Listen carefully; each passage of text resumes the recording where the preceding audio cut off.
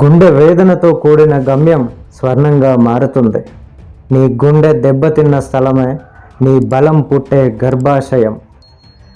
నిన్ను నాశనం చేయాలనుకున్న క్షణమే నీ పునర్నిర్మాణానికి మొదటి అడుగు. కన్నీరు తడిపిన మాటలే ఏదో ఒకరోజు నీ విజయ గాథలు అవుతాయి. జీవితం అనేది గెలుపు కాదు, నిలబడే శక్తి.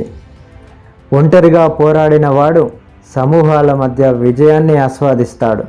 నీ లోపాలు నీ శత్రువులు కావు, అవే నీ అసలైన గురువులు. మనసులో కన్నీరు తడవగలదు, కానీ ఆత్మబలం చేకూర్చగలదు. ఓటమి నిన్ను ఆపలేదు, కానీ నిన్ను గెలిపించేందుకు నడిపించగలదు. ప్రతి దుర్బలం ఒకరోజు వస్తుంది, కానీ దాని తర్వాతి రోజే నీ శక్తిని చూపించేది. మేఘం తర్వాత వాన పడినట్లే వేదన తర్వాతే విజయం వస్తుంది. నువ్వు పడిన బాధే నీ జీవితానికి మానవత్వాన్ని నేర్పుతుంది. నువ్వు నిలబడేంత వరకు ఈ ప్రపంచం నిన్ను చిన్న చూపు చూస్తుంది. బలం చూపించడానికి శబ్దం అవసరం లేదు, నీ నిశ్శబ్దం చాలు. గట్టిగా ఒక్కసారి శ్వాస తీసుకో, నీ జీవితమే మారిపోతుంది. ఓటమిని కరుణగా చూడకు, అది విజయపు తలుపు తడిచిన తాళం మాత్రమే. చీకటి గదిలో కొవ్వెత్తి వెలుగు నింపినట్లు కష్టాల్లో ఆశ వెలిగించు. బాధలో పుట్టిన అభిమానం విజయంలో వెలుగుతుంది. నువ్వు పడే ప్రతి క్షణం బాధలో కాదు, బలంగా మారుతుంది. ఒంటరితనాన్ని ద్వేషించకు, అది నీ లోపలి శక్తిని చూపే అవకాశం.